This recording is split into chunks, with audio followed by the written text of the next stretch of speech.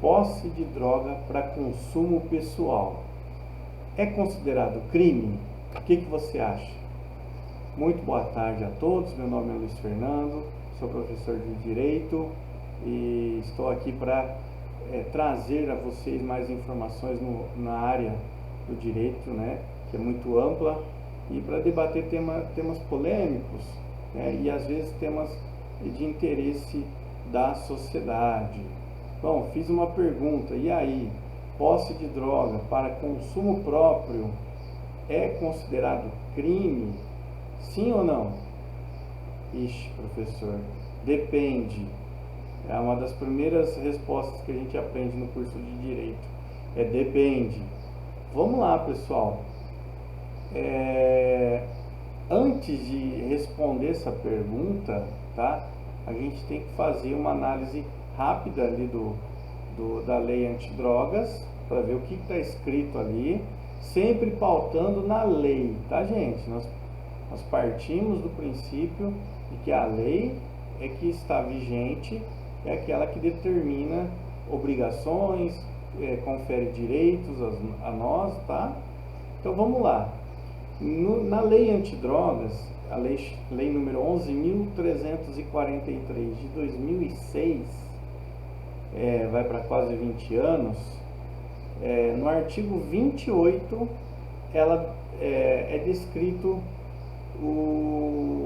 a conduta de portar droga para consumo próprio. Vamos dar uma lida rapidinho para a gente entender? Diz lá o artigo 28, quem adquirir, né, comprar, guardar, ter em depósito, diferente de guardar, tá? Ter em depósito é você ter depositado uma certa quantia. Transportar de carro, está transportando no veículo, ou trazer consigo, trazer no bolso, juntinho com você, tá? Para consumo pessoal, drogas, no plural, sem autorização ou em desacordo com determinação legal ou regulamentar, será submetido às seguintes penas. 2 pontos. Primeira pena, advertência sobre os efeitos da droga. Segunda pena, prestação de serviço à comunidade. Terceira pena, medida educativa de comparecimento a programa ou curso educativo. Vou parar por aí, tá? Veja que o delito, vou chamar de delito ou de crime, de posse de droga para consumo pessoal, vamos dizer assim, uma jabuticaba, no sentido brasileiro, né? Por quê? Porque ele tem cara de pena, de crime, mas na hora de... Lembra que eu ensinei vocês que o tipo penal, onde descreve um crime, ele é feito de preceito primário, onde descreve-se a conduta reprovada. Por exemplo, matar alguém é uma conduta reprovada, e está lá descrita a conduta. Então, se tirar alguém, colocar, suponhamos que está lá, matar alguém, tá? Alguém significa o quê? Um ser humano. Então, quer dizer, professor, se eu matar um cachorro, eu não cometo crime de homicídio? Exato. Você vai cometer outro crime, mas não de homicídio, tá? Tem que ter ali as palavras, a gente fala que as palavras no direito não estão soltas ali ao acaso, tá? Sempre tem um porquê. Nesse aspecto, nós analisamos o artigo 28 rapidamente, fiz a leitura, é possível perceber que, primeiro, não existe uma quantidade máxima ou mínima na lei antidrogas para ser considerado usuário ou traficante. Percebe? Ah, professor, por que o legislador não colocou? Pelo motivo lógico, tá? Para dar mais liberdade, tanto para a investigação, quanto para o Ministério Público, quanto para o juiz, de analisar o contexto que está em volta dessa pessoa que está sendo investigada, ou que foi pega em flagrante, tá? Então, deixou-se, a gente chama de discricionariedade, quer dizer, uma liberdade para o juiz analisar as provas e verificar se aquela quantidade se destinava ao tráfico ou ao uso pessoal, consumo pessoal, certo? Lembrando, tráfico de drogas não é só vender drogas, também é adquirir, guardar, ter em depósito, transportar, ter consigo, tá? Tem um monte de verbo lá que é característica do tráfico de drogas, tá bom? Bom, dito isso, não há uma quantidade mínima ou máxima. Até falava nas audiências de advertência sobre efeitos de drogas, né? Muitas vezes estávamos o advogado plantonista e o magistrado estava ali só acompanhando, né? Às vezes eu explicava pro réu, né? Falar, olha, você escapou por pouco, porque dependendo da interpretação do delegado, do promotor e do juiz, você poderia ser preso por tráfico, porque não existe uma quantidade mínima para considerar consumo, né, usuário, entendeu?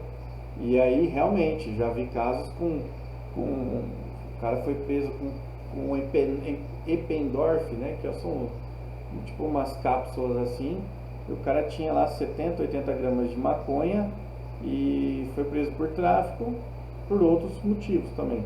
Tinha lá, foi prendido balança de precisão, mais embalagens para acondicionar droga, dinheiro trocado, número de celulares aí com mensagens indicando que ele estava vendendo e tal. Então, mesmo quantidade pequena, é possível caracterizar tráfico de droga. Tudo bem?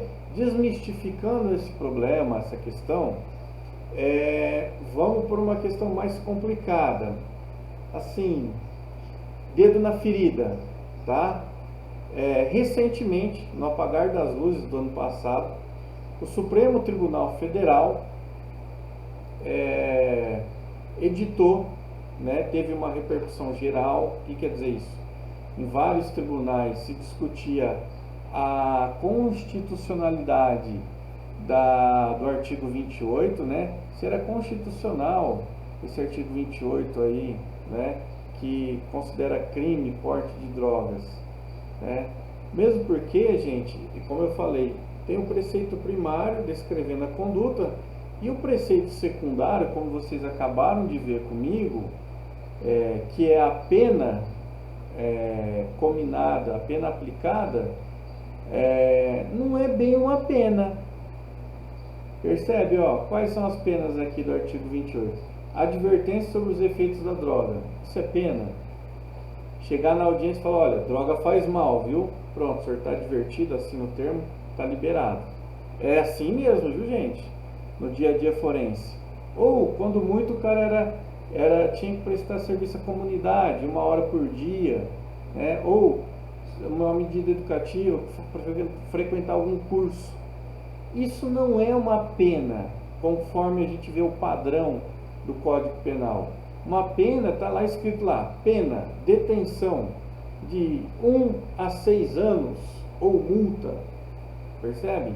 Então, normalmente a pena nos outros crimes existe o quê? O xadrez, ou seja, a prisão, tá? Nesse caso, o artigo 28 não tem pena de prisão.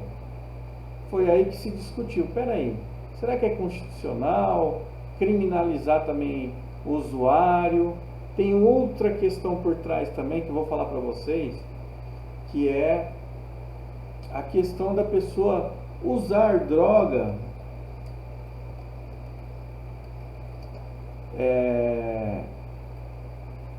e ao usar a droga, o usuário, ela está prejudicando quem? A sociedade? Não, a ela mesma, tá?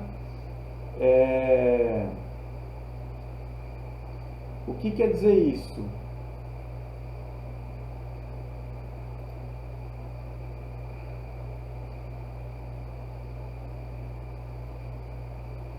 Quer dizer que é o seguinte, Analisando bem o crime de posse de drogas, nós estamos vendo que é igual cigarro. A pessoa está fazendo mal para ela mesma, então não tem como punir ela por fazer mal a ela mesma, entendeu? Vou dar um exemplo clássico. Eu vou furar minha orelha. Em tese, eu estou praticando o quê? Uma lesão corporal. O farmacêutico está praticando ou sei lá, outra pessoa que faz isso, está praticando uma lesão corporal em mim, tá? Mas quem está sendo lesado? Eu mesmo. Às vezes eu mesmo coloco isso. Então, se eu mesmo furei o brinco, pratiquei lesão em mim mesmo, não prejudiquei mais ninguém, não tem porquê condenar a pessoa por lesão corporal. Mesmo porque, se for outra pessoa que vai fazer isso com o seu consentimento, existe o termo chamado consentimento do ofendido. A pessoa que vai ser lesada, ela está concordando. Isso é muito comum nos jogos. Por que os esportistas, jogadores de futebol, MMA, eles se arrebentam lá, machucam feio, e nem por isso o cara que bateu vai ser julgado por lesão corporal grave ou gravíssima? Porque existe ali um acordo, né, e um consentimento entre os dois, que eles concordam que pode haver lesão e que eles, em tese, abrem mão de qualquer crime que possa ser aplicado. Óbvio que dentro das regras do jogo, aquilo que ultrapassar no jogo de futebol, no UFC e tal, ultrapassar o normal, vamos supor lá um lutador de MMA, bate, o cara desmaia e continua batendo, e o nosso amigo lá, o árbitro não faz muita coisa, não consegue parar, o cara bate até matar. Aí sim vai responder, né? Se for no Brasil, por homicídio doloso ou culposo, dependendo da situação, tá? Mas, bom, o que eu fiz todo esse rodeio todo para explicar para vocês. Existe o princípio da lesividade, né? No caso da drogas, da droga para consumo, é perfeitamente possível aplicar esse princípio da autolesividade ou lesividade, tá, pessoal? Porque ela está lesando a própria saúde, está prejudicando a si mesmo. Então não tem porquê ter esse artigo 28 aí, tá? Essa é uma das interpretações existentes aí na jurisprudência e na doutrina, ok? Bom, e aí teve repercussão sobre esse assunto.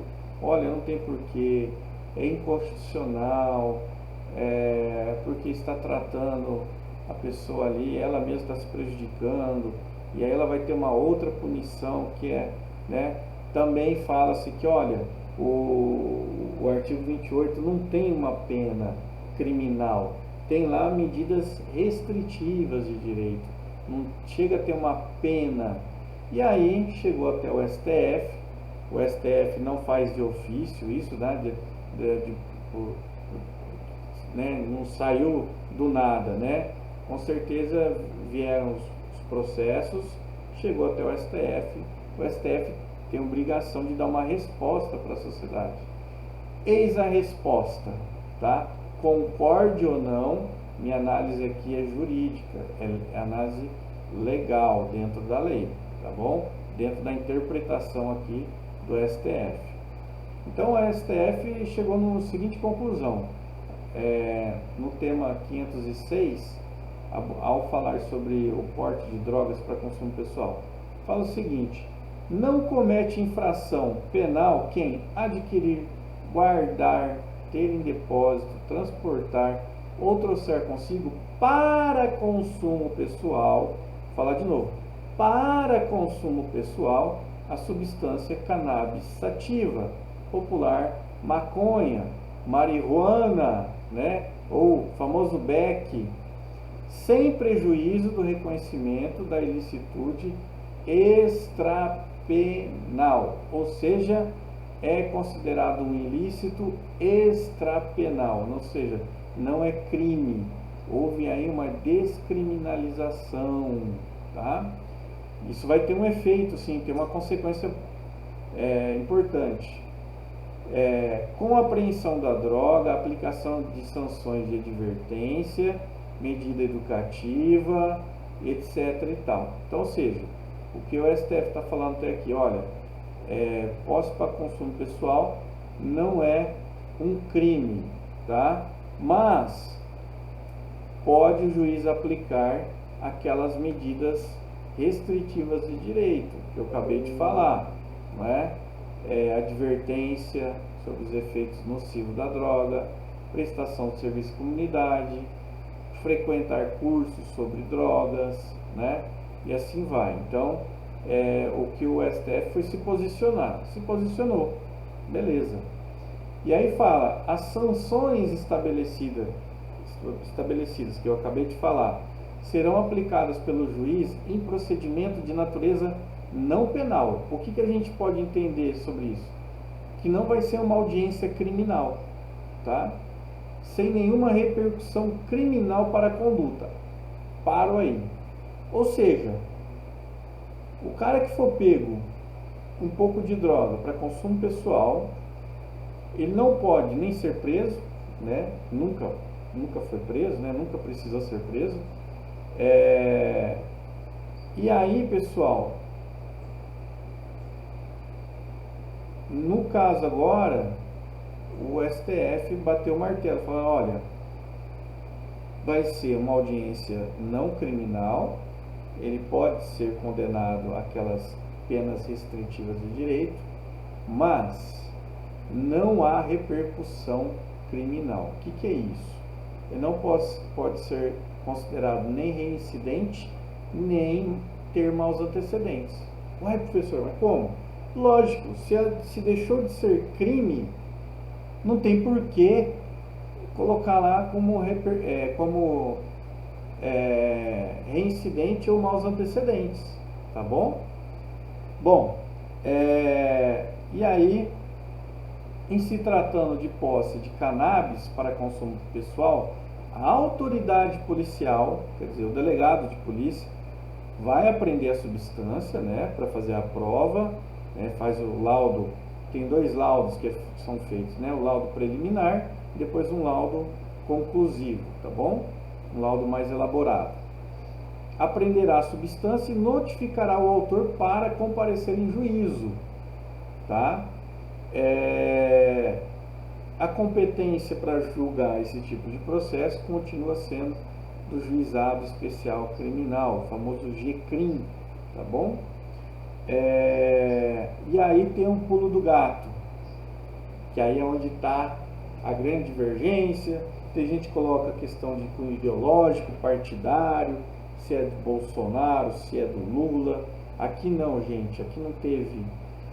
Teve interpretação, teve análise dos ministros e eles chegaram a uma conclusão. E eu vou fazer uma crítica sobre isso. Bom, nos termos do artigo 2º do artigo 20, no parágrafo 2º do artigo 28, será presumido usuário, presume-se, para quem? Para consumo próprio, adquirir, guardar, ter em depósito, transportar ou trouxer consigo até 40 gramas de maconha. Vou repetir. Será presumido usuário quem, para consumo próprio, adquiriu droga, guardou droga, tiver em depósito droga, transportou droga, carregou consigo até 40 gramas de maconha. Sim, você deve estar espantado e tem que estar. Por quê? Acabei de falar que a lei de drogas não especifica uma quantidade máxima ou mínima. Aí vem o STF falando, olha, até 40 gramas não é considerado droga, é droga para consumo próprio. Percebeu alguma coisa de estranho? Então tá, se não percebeu eu vou falar. Pessoal, a Casa do Povo, Congresso Nacional, Câmara dos Deputados, Senado. Né? O Senado representa os estados, né? Mas enfim, a Casa do Povo está ali. Quem tem competência para legislar sobre isso? Muito bem, eu estou ouvindo você aí do outro lado. Muito bem. Quem tem competência para dizer quantos gramas ou se isso é crime ou não é crime é o Congresso Nacional. Nitidamente, na minha interpretação e de mais alguns doutrinadores, está o STF invadindo a área de competência do Congresso Nacional. Ora, os ministros não foram eleitos pelo povo, e outra, a competência deles é julgar, a finalidade deles é julgar, e não criar regras onde não há. Muitos vão falar, mas está fazendo uma interpretação à luz da Constituição, etc, etc, etc. Tá, mas também na Constituição não fala necessariamente sobre essa questão da droga. Mesmo o artigo 5º, inciso, deixa eu ver aqui, inciso 10 da Constituição, que fala que todos são iguais perante a lei, nem isso cola, gente. Deu uma forçada na barra, no meu entender, vamos dizer assim, com a devida vênia, com a máxima vênia, hei de discordar desse Supremo Tribunal Federal, mas discordar, não apelar para que é feio, né? É feio, no mínimo feio, começar a xingar os ministros. Não, vamos criticar de maneira construtiva. Primeiro, eu falei que quem teria competência para determinar a quantidade de drogas, para criar uma regra, ou para tirar esse artigo 28 de vez, ou para trocar lá o preceito secundário do artigo 28 e colocar pena privativa de liberdade, é o Congresso Nacional e não o STF. Tá? O STF não pode legislar. Isso é fruto de uma visão distorcida de que o STF tem que dar resposta para tudo, solucionar tudo. Não! Tem que jogar bomba lá no Congresso e a gente exigir, seja você contra isso, vamos supor, há X pessoas contra essa decisão do STF. Tem que ir lá em Brasília, cobrar dos deputados. Há pessoas que são a favor, também tem que cobrar. Por quê? Criando-se uma nova lei, você está pacificando o problema, está criando uma segurança jurídica para isso. Do jeito que está aqui, foi meio que, desculpa o termo, um samba do crioulo doido. Porque não está na lei, mas o STF agora determinou que 40 gramas pode ser considerado só para consumo. E aliás, não só 40 gramas. Ou 6 plantas fêmeas. Então, se tiver 6 plantinhas fêmeas em casa, você, em tese, não está praticando tráfico, você é um usuário. Agora eu te pergunto, pequeno samurai, se você tem 50 gramas, e se você, já vi casos assim, se você é rico e não quer ficar indo numa biqueira, você é usuário, tá? Viciado em maconha, você compra um tijolo de maconha para levar para sua casa, para você ir usando aos poucos, para não ficar frequentando um local perigoso. E aí? Você vai ser considerado traficante? Veja que o buraco é mais embaixo, tá? Aí olha só o STF dando uma remendada para dizer, olha, 40 gramas, mas olha só olha como vai ficar a cabeça de um delegado, de um policial militar que está ali na linha de frente, promotor, juiz, olha só, ainda continua, tá? A presunção é relativa. O que quer dizer isso? Não é absoluta. Então, o que eles quiseram dizer o seguinte, que tem que analisar o contexto. Tá, legal.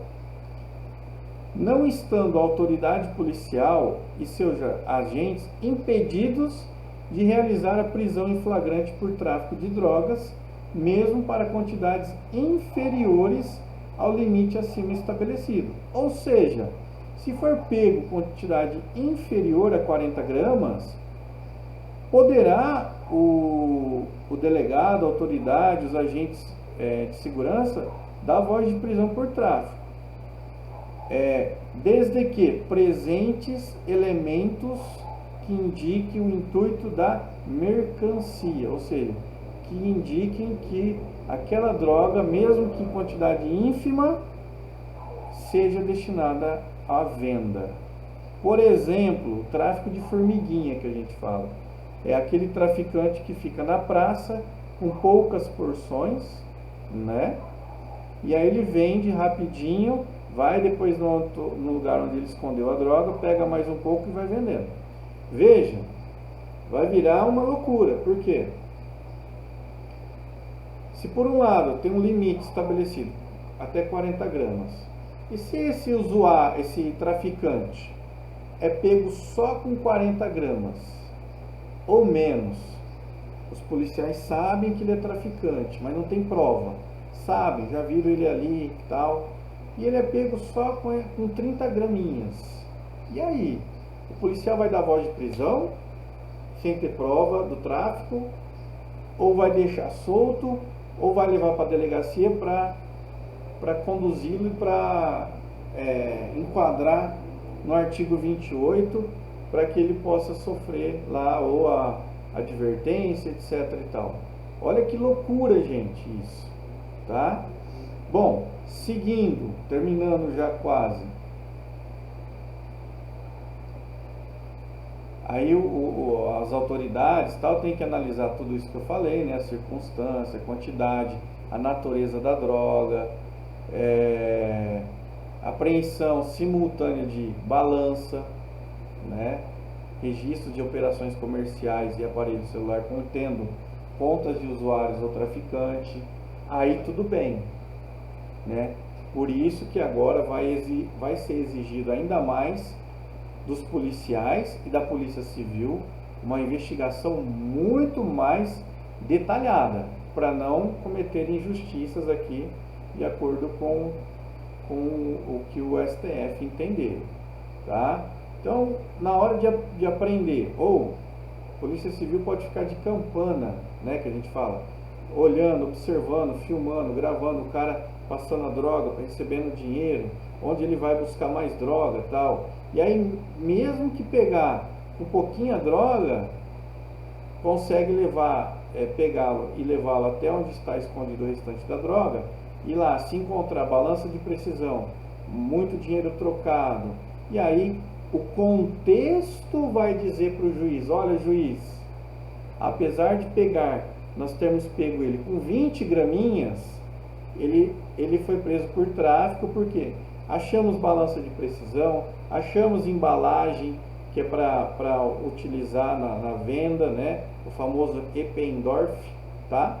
Achamos vários dinheiros trocados, achamos celular, e na perícia técnica e na perícia investigativa, verificou-se no histórico de mensagens que o indiciado estava vendendo droga para outras pessoas pelo WhatsApp, aí sim é considerado tráfico.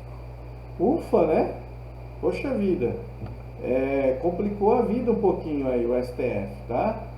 Bom, e outra coisa, vai dar margem para várias interpretações, para várias teses dos advogados, que é legítimo, né? Os advogados têm o direito de defender suas teses, e aí o ônus da prova do crime cabe ao Ministério Público, tá? Cabe ao Ministério Público.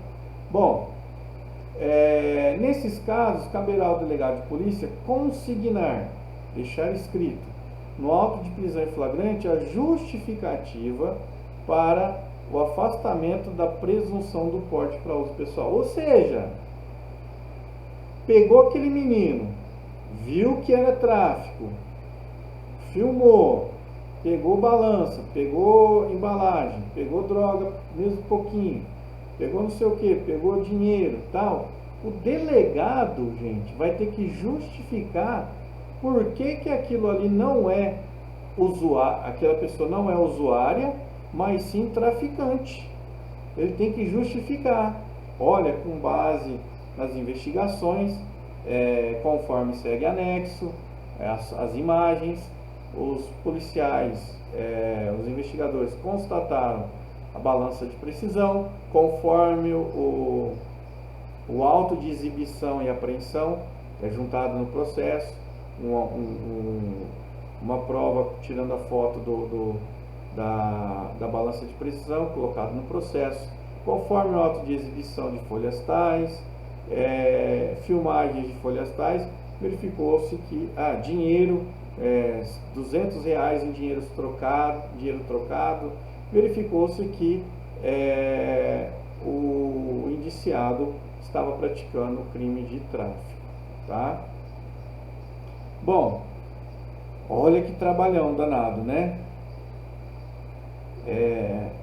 E outra coisa, é vedada a alusão a critérios subjetivos, arbitrários. Por exemplo, o delegado, ao fazer sua justificativa, fala que o fulano já é conhecido dos meios policiais e que estava traficando. O fato de ser conhecido nos meios policiais não quer dizer que ele estava traficando. Isso é meio subjetivo, meio arbitrário, tá bom? Bom, terminando. Na hipótese de prisão por quantidades inferiores à fixada, menos de 40 gramas, deverá o juiz, na audiência de custódia, quando prendeu em flagrante, 24 horas depois, o réu é levado à audiência de custódia, onde o juiz vai verificar a regularidade da prisão, se teve abuso, se teve excesso, e vai verificar se ele tem direito à liberdade condicional ou aplicação de medidas cautelares diversas da prisão. E aí deverá o juiz avaliar as razões invocadas para afastar a presunção do porte para uso. Ou seja, em regra, então, resumindo, a regra do artigo 28, não é crime. Presume-se que pegou o cara com 40 drogas ou menos, presume-se que é para consumo. Presume-se. Cabe à autoridade policial, os investigadores, a polícia militar, derrubar essa presunção e mostrar, olha, não é usuário, é traficante. Então, o que antes era exceção, agora é regra. A regra presume-se que o cara é usuário, com 40 gramas. A presunção, tá? Exceção, tem que ser provada que ele estava traficando. Então, presunção era consumo, usuário, exceção, o tráfico, que tem que ser provado, justificado, assinado, muito bem feito a investigação. Por um lado, isso é positivo, se é que podemos dizer assim, porque vai exigir dos nossos agentes públicos uma maior investigação, um melhor aprimoramento na investigação policial, tá? Para que injustiças não ocorram. Isso eu concordo, tá? Outro detalhe, olha só que colocou o STF. A apreensão de quantidades superiores a 40 gramas não impede o juiz de concluir que a conduta é atípica, ou seja, que não é crime, tá? Apontando nos autos a prova suficiente da condição do usuário. É aquilo que eu disse lá atrás, com um cara rico que quer comprar um tijolo de maconha para consumo e não quer ficar na biqueira. Se verificado isso no processo, devidamente comprovado mesmo, gritando aos olhos do juiz, né? Brilhando ali, então o juiz não pode condenar por tráfico de drogas, tá bom? Então, fazendo um apanhado geral, turma, recentemente o STF considerou que o crime de posse de drogas para consumo pessoal, desde que seja pego o usuário com até 40 gramas, não é presumido usuário, não é tráfico, tá? É presumido usuário. E ele não pode sofrer medidas privativas de liberdade, mas apenas aquelas que estão no artigo 28, que serviço comunitário, frequentar cursos e advertências sobre o mal que a droga faz, tá bom? A única questão agora que é feita, que deve ser feita, é o seguinte: os investigadores, a autoridade policial, o Ministério Público e o juiz, eles têm que se atentar mais agora, mais ainda ao contexto do fato. A hora que pegou esse cara, tinha balança de precisão, tinha dinheiro trocado, tinha outras drogas ali, né? Tinha testemunha que viu traficando, beleza. Aí mesmo pegando com 10 gramas, o cara é condenado, pode ser condenado ao tráfico de drogas. Se não tem nada disso, presume-se que é para uso pessoal, tá? Uma ressalva aqui que o STF fez, meio que para tirar o dele da reta, tá? Ele fala o seguinte, que é presumido que é usuário quando é pego com 40 gramas, até que o Congresso Nacional venha legislar a respeito. Nitidamente aqui, tentou tirar da reta, mas acabou confessando uma coisa: olha, nós estamos aqui criando uma regra, aspas, uma norma, né, uma lei, entre aspas, até que o Congresso crie a lei verdadeira. Gente, isso é prova cabal, desculpe-me os ínclitos julgadores, os data máxima vênia aos ministros, mas aqui eles estão legislando, estão criando uma regra onde não tem. Esses 40 gramas aqui não existe, tá? E o procedimento aqui para verificar não existe assim na lei, tá? Alguma coisa tem sim sobre a natureza, a quantidade da droga, tal, mas a quantidade de drogas, etc., isso não está descrito. E para que haja mesmo uma legitimidade, né, para que haja uma segurança jurídica, é preciso mesmo que o Congresso Nacional faça uma lei decente, tá? Por outro lado, defendendo o STF, o que acontece? Primeiro, ele não criou isso da cabeça, não agiu de ofício, que a gente fala, agiu por conta própria. Ele foi provocado, teve processos e processos chegando lá, falando: olha, STF, responda para nós aí sobre esse artigo 28 da lei de drogas. O que é para ser feito? E aí o STF tem que dar uma resposta para a sociedade. E aí ele deixou claro, falou: olha, o Congresso precisa fazer a lei. Agora, deixar isso assim como está, para mim gera mais insegurança. Como eu falei, não há quantidade de drogas, tem que analisar o contexto. Foi o que o STF colocou aqui. Mas, se tiver gente interpretando diferente, vai falar: olha, 40 gramas, pegou, é usuário, independentemente. Ah, mas a balança. A balança, eu já vi argumentos assim, tá? E, perfeito. A balança ele usa para pesar a quantidade de droga que ele usa por dia. E aí? Se essa balança realmente é utilizada pelo usuário? E aí, meu caro samurai? Entendeu a questão? Então, assim, eu achei, por um lado, o STF quis dar uma resposta para a sociedade, mas a resposta que o STF deveria dar é o seguinte: apesar, não obstante a repercussão geral, né, e a importância da análise desse tipo de comportamento para verificar se é usuário ou não, a competência primária, primordial, é do Congresso Nacional e não do STF.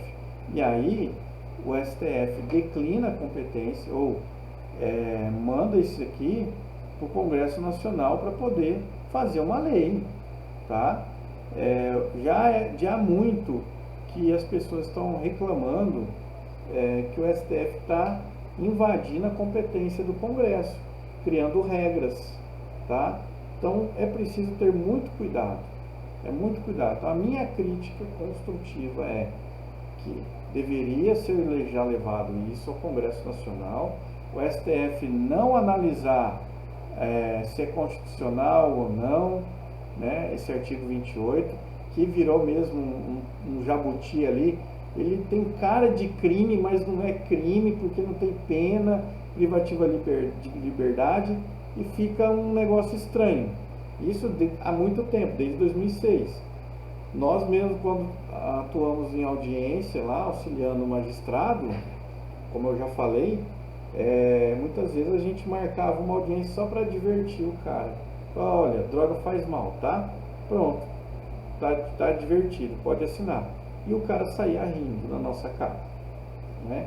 Então, isso aqui não vai resolver o problema de uso nem do tráfico, ok? Ao contrário, talvez vai ajudar muito o tráfico de formiguinha. Por quê?